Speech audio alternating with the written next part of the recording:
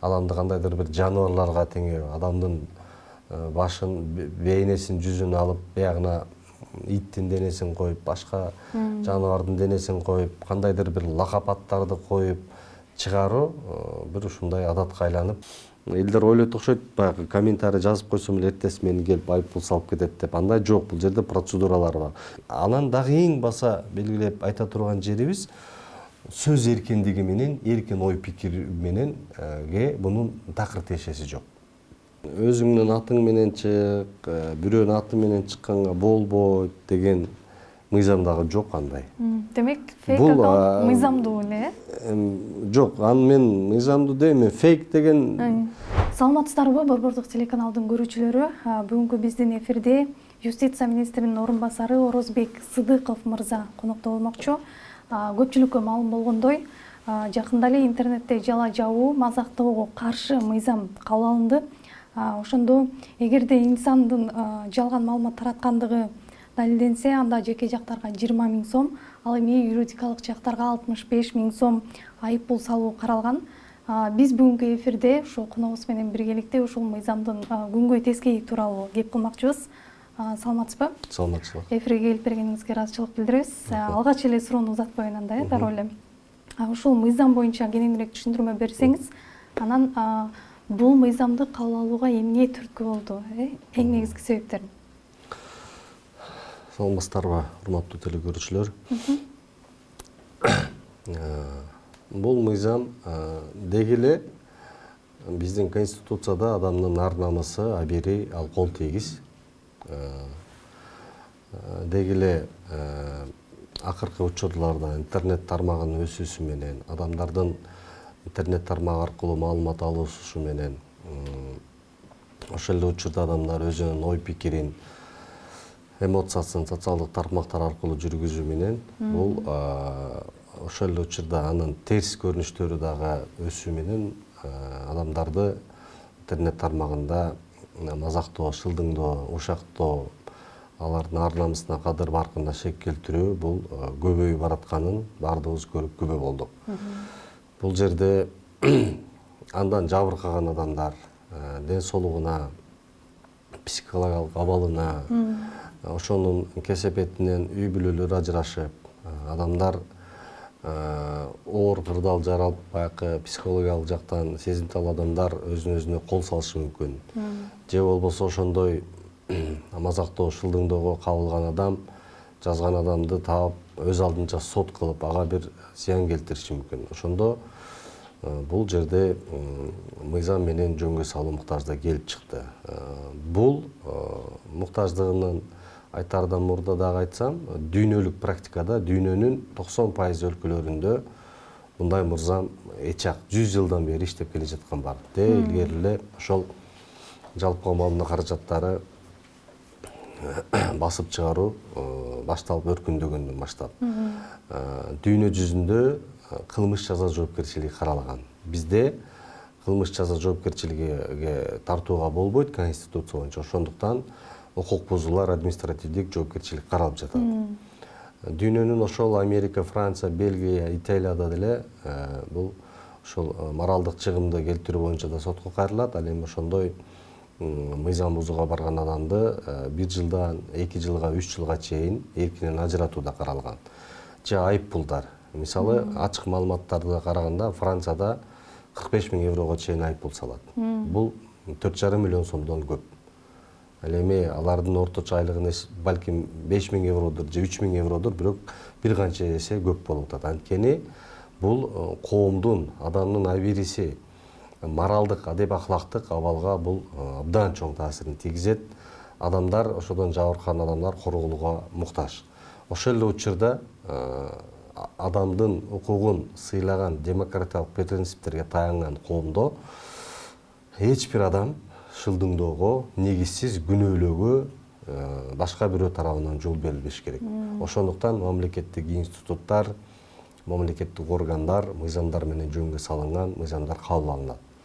Эми бул алгач жогорку кеңеште да 3 окуунун алкагында жалпы камалында каражаттары, коомчулук баардыгы күбө болуп атты. Алгач Маданият министрлиги кароо сунушу менен кирген, бирок биздин депутаттардын сунушу менен бүгүнкү күндө ал ички иштер органдары карай турган жана сотко өткөзүп бере турган болуп жатат.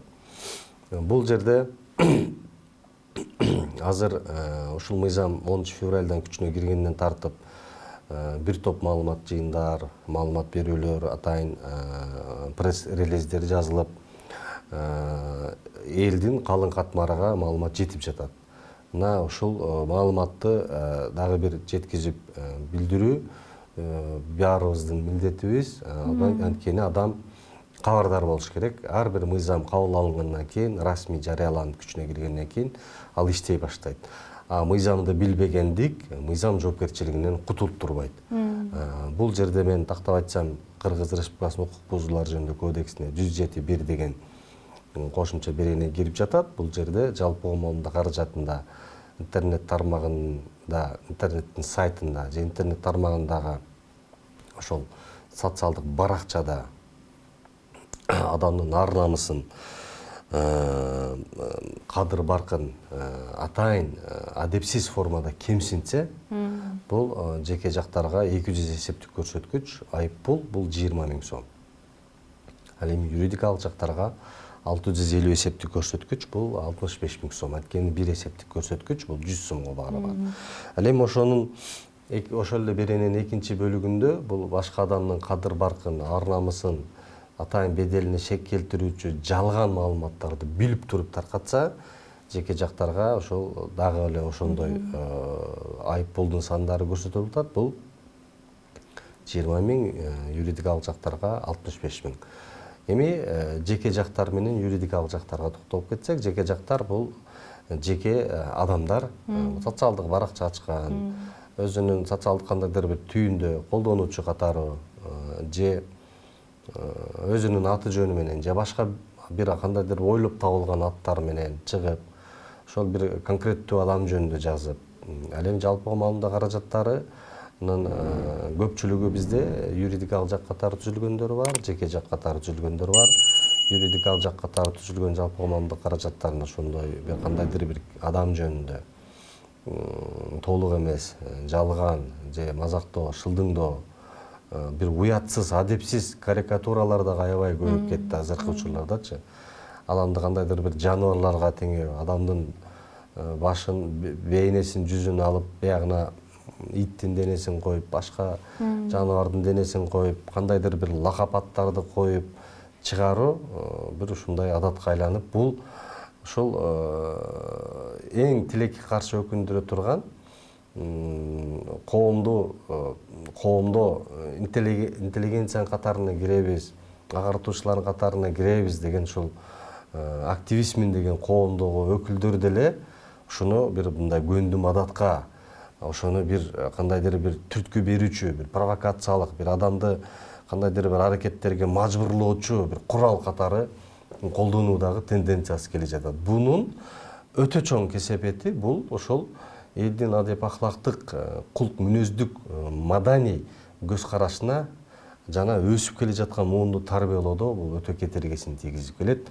Анткени өсүп келе жаткан муун, жаш бала бул ал булак сыяктуу, кайда бурсаң ал ошол жакка карап ага тургандай, ал ушул жана уулуну көрүп кичи өсөт дегендей ошолорду көрүп, ушундай боло берет экен, жашоо ушундай турбайбы?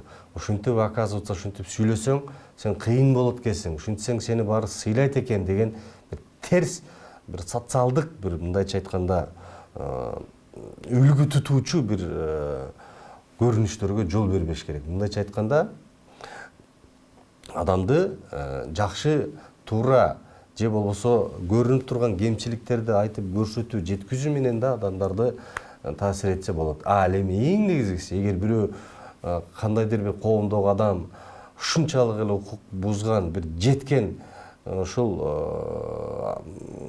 бейбаш же бир ушундай бир мыйзамды сыйлабаган адам болсо, мамлекеттик органдар бар да атайын, туурабы? Бейбаштык иши болобу, бирөөгө какыс кукус кылып ден соолугуна зыян келтиреби, ууру болобу, коррупционер болобу, атайын мамлекеттик органдар бар. Аны жеке адамдар провокациялык метод менен өзүнүн кызыкчылыгына жана өзүнүн көз карашы боюнча аны таңуулабаш керек. Анан дагы эң баса белгилеп айта турган жерибиз сөз эркиндиги менен, эркин ой пикир мененге бунун такыр тиешеси жок. Сиз өзүңүз деле ойлоп көрсөңүз, сөз эркиндиги менен адамды мазактоо, ушактоо бул эки нерсе да. Такыр бири-бирине кооштпогон нерселер да. Ошо азыр активисттер, айрым эл өкүлдөрү ушул мыйзамды ошо сөз эркиндигин кысым менен багып кысым эч кандай кысым эмес. Мисалы, сиз журналистсиз. Силер мына Борбордук телеканал деген жалпы маалымат каражаты. Кандайдыр бир чиновник, бул чиновниктерге карата жазылганбы дегендерге да мен айта кетейин. Мейли кандай гана деңгээлдеги чиновник болбосун. Бюджеттен манча миллион алдың, бирок моундай иш кылып коюпсуң. 200 миңге ылайык бир мекен имарат салып коюпсуң. Же болбосо жардамга келген акчаны элге же сел болгон кесепетке жумшабай мындай кылып алыптыр деп жазса, бул жерде эч кандай мазактоо шылдыңдоо жок да. Туурабы? Ага сөзсүз түрдө укук коргоо органдары чара көрүп, аны таасирге алат. Ошондой жол менен деле билдирсе болот да. Демек, эркин медиалардын ушу кысымга албайт да, чектөө. Кысымга албайт. Мисалы, коомдо, социалдык тармакта, мисалы, Facebook'та отурган канча адамдар өз алдынча чыгып кайрылууларды жасап атат. Мисалы, кандайдыр бир кызматкер дейли, же жөн эле мындай кошунам дейли, кошунам мага күн бербейт. Коргосун, заборуну күндө мага жыл сайын жылдырып келет. Балдарымды бияка бастырбайт. Машинесин алып келип менин үйүм алдымда коет. Менин мындайча айтканда жеке жашоого болгон укуктарымды чектеп атат деп айтса, ал кошунасын деле жамандап шылдыңдаган эмес, просто болгон маалым фактын айтса жетет да, туурабы? Сөзсүз чыгып туруп же кошунасын, же бир баланча таанышын аны адепсиз формада аны сөгүп айтыш керекпи? Анда ал өзүнө кайра минус кылат да. Ошондуктан эркин ой пикирди билдирүү, сын пикир айтуу, конструктивдүү сын пикир. Мына азыр мамлекеттик органдар жетекчилери деле мына активдүү түрдө социалдык тармак интернеттин өсүшү менен биз коом менен түздөн-түз байланыш иштеп атабыз. Мен өзүм деле алайын, мен ар дайым ошол мага жазылган же бир кандайдыр бир ишмердүүлүккө байланышкан комментарийлер болсо, мен сөзсүз түрдө жооп берем алгач. Же көбүнчө кабыл алам чакырып, кандай маселе эмне деп. Анан жана жогоруда ошо өзүңүз да айта кетпедиңизби? Бул кайсы бир чиновникти же белгилүү бир инсанды коргоого эмес, ошол мисалы да баардык кыргыз жарандарына иштей турган болсо, бул мыйзам ошол укук коргоо органдары жетишеби? Мисалы, жөнөкөй эле адам бирөө мени мазактап койду деп Ички иштер министрлигине арыз жазды дейли. Анан азыр баягы күч түзүмдөрүндө кадр жетишсиздиги, жанагы уурдоо боюнча беренелер болгондо алар жетишпей калат да чындыгында. Буларды кантип карашат, кантип жетишет? Ар бир арызды карап чыгышабы? Дагы бир жолу айтайын,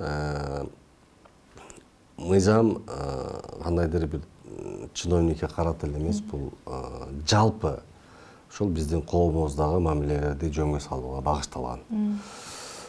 Экинчиден, бул жерде ошондойго кабылган учурда адамдын арызы керек. Мени баланча же баланча юридикалык жак мен жөнүндө ушундай туура эмес маалымат жазды деп. Кээ бир саясатчылар мисалы аны көңүлгө албай деле коюшу мүмкүн. Жаза берет да, деп ар бирине жооп берем дейиши мүмкүн. Бирок тар чөйрөдө бир кичинекей коомчу кесипте же бир айылда бирөөнү жөнөкөй эле өзүнүн тирилигин кылып жүргөн бир дыйканды, башканы деле сөзсүз эле коррупция тууралуу эмес, бир башкача бир ар-намысына шек келтирген, анын өңүнө, түсүнө, анын социалдык статусуна байланышкан, же бир ден соолугу мүмкүнчүлүк чектелген болсо, ошону кылып деле баягы шылдыңдоо же беделине шек келтирүү коюп коюшу мүмкүн да. Бул жерде дагы адамдын кабыл алуусунда да кимдир бирөө аны өтө сезимталдуулук менен кабыл алат. Бул ошол жала жабы мазактоону дагы кимдир такыр көңүлдө урбай коюшу мүмкүн. Бул жерде ушул адамдын арызы болуш керек. Анан кечке эле бардыгын постун карап отуруп эле аны бирөө алып барып эле алып камап, бул жерде камоо жок, айып пул салып сотко алып барып жоопко тартып бербейт. Арыз болуш керек. Анан экинчиден Бул жерде ички иштер органдарына өткөзүп берилгенде жогорку кеңештин карасы менен эми райондук ички иштер бөлүмдөрү кайсыл жерде болсо арыз жазат. Эми ал жерде ошол жерде биз коллега ички иштер министринин орун басары деле менен сүйлөшкөндө аларда практика жолго коюлган жумушта. Бул жерде жалаң эле тергөөчүлөр карабайт, бул жерде башка тескөөчүлөр дагы ошол бул карап ишти өндүрүштү өткөзүп, аны сотко алып барып бериши керек. Мындайча айтканда, аларда эми бул укук бузуулар кодексинде ички иштер органдары карай турган бир нече статьялары бар да. Бул жаңы кирип эле ага жаңы бир штат кошумча бериле турган нерсе жок да. Бул эми мыйзам убакыт өтүшү менен көрөбүз, канчалык арыз түшөт, түшпөйт. Анан адамдын субъективдүү ою менен эле мени мисалы бирөөлөр менен сүйлөшүп отуруп, бирөөнү эй деп койсоң дагы мындай кандай десем, ар намысына шек келтирди дебейли, бирок мындай шылдыңдоо катары кабыл алышы мүмкүн. Бирөөлөргө ал адаттагыдай эле сөз болушу мүмкүн да. Анан адамдын бул жерде субъективдүү гана ою менен эмес, бул атайын ошол юстиция министрлигинин алдында дагы соттук эксперттик кызмат бар. Ал жерде бүтүндөй бир бөлүм бар, лингвистикалык экспертиза деген. Ошол адамдын сүйлөгөн сөзү, сөздүн мааниси, ал контексттеги мааниси, сүйлөм, анын тигиге тиешеси барбы, жокпу, бул бүтүндөй бир илим, бул багыт. Анан ошол корутунду чыгарып берип, ошондой муктаждык болгондо, анан аны сот карап туруп, эми сот бийлиги өзүнчө бийлик бутагы, ал көз карандысыз, анан карап туруп, анан аны чыгарат. Ал ошол элдер ойлойт окшойт, баягы комментарий жазып койсом эле эртеси мени келип айыппул салып кетет деп. Андай жок, бул жерде процедуралар бар. Бирок ушуну менен эле мени эч ким карабайт экен деп ар кимди жаза бербеш керек. Себеби бардыгы сизди карабаса дагы, бирок сиз бирөө жөнүндө жазып атсаңыз, бирөө жөнүндө жаман, жалган маалымат, ушактоо жазып атсаңыз, жок дегенде ошол адам өзү көрбөсө да тууган, урук, тааныштары айтып жиберет да, моуну жазып атат. Анда ошол адам өзү реакция кылып арыз жазышы мүмкүн. Ошондуктан жана мен айткандай, конструктивдүү кемчиликтерди, сын пикирлерди туура аны бир адепсиз формада эмес, туура жеткизсе деле сөзсүз болот, кантип болбосун.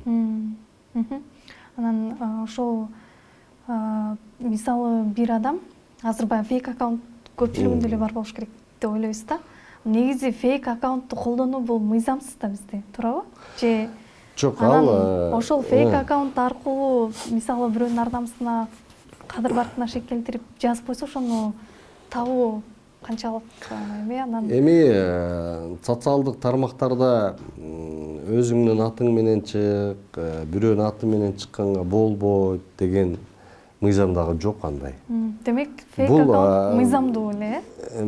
Жок, аны мен мыйзамдуу дейм, фейк деген сөз эмне? Бул эми жасалма деген сөз өзү мындайча айткандачы. Ал кимдир бирөө мисалы Ахматов Ташмат болсо, мисалы жашооло, кээ бирлер жөн эле псевдоним коюп алат. Бир башкача эле атты коюп алышы мүмкүн. Туурабы? Каалаган тилде бир өзүнүн мындай өзү тандаган да. Эми ошондой да. Анан өз атың менен жазып кир дегенде бул сиздин же башка бирөөнүн өздүгүн аныктаучу документ эмес да алчы. Бирок өзүнүн аты менен кирип, активдүү колдонуп, ошол виртуалдык дүйнөдө өзүнүн ошо пикирлерин, өзүнүн кызыкчылыктарын бөлүшүп, жашоосу жөнүндө бир эмоциялары же впечатлениялары, мындайча айтканда көз караштары боюнча жазып жүргөн адамдар фейктерге караганда көп да, өзүнүн аты менен чыгып жүргөн. Бирок андан сырткары дагы ошол сиз айткандай фейктерди ачып алып, атайын баягы каралоо максатында, жанагы ак ниетсиз эмес максатта ачып алып, же ошондойлорду жазса, мен мына коомубузда болуп аткан фактыны айтайын. Күндө күн алыс жаңылыктардан баланча деген фейк аккаунт менен жазган кармалды деп чыгып атат, туурабы? Чакырыктарды жасаган, бир диний аралык кастыктарды жасаган, улуттар аралык кастыктарды жасаган, кандайдыр бир ушул мыйзамга каршы чакырыктарды жасаган адамдар кармалып жатат. Эми бул мен буга чейин дагы башка маамилдик каражаттарында айткандай, негизи адан алыс болуш керек.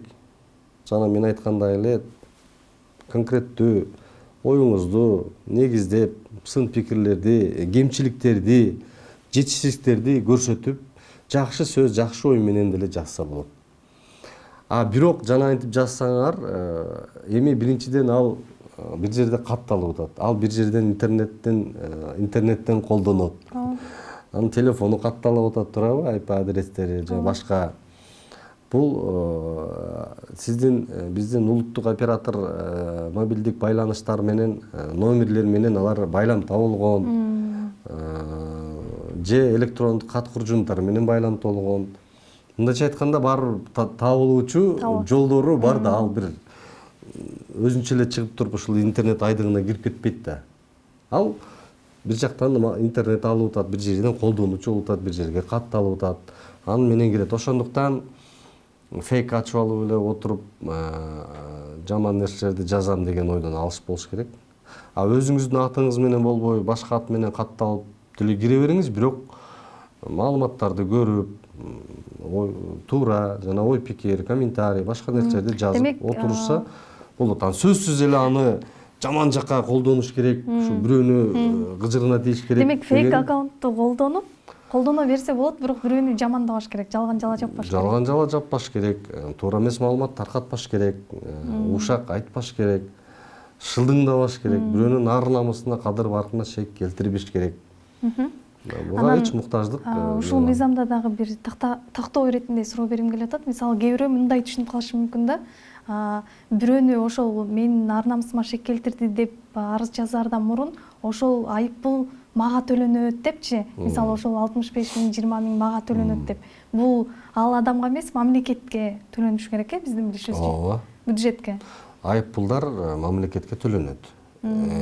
Эгер жарандык кодекс боюнча дагы бул адам мындай да, баягы моралдык чыгым деп, моралдык чыгым ага өзүнчө сотко кайрылып, аны өндүрүш болот. Мисалы, бирөө бир үй бүлөнүн ошол туура эмес маалымат чыкканынан анын жубайлардын бирөөсү же анын кары картаң ата энеси же анын балдарына шек келтирип, эми биздин балдар дагы мектепке барат, башка жак кылат.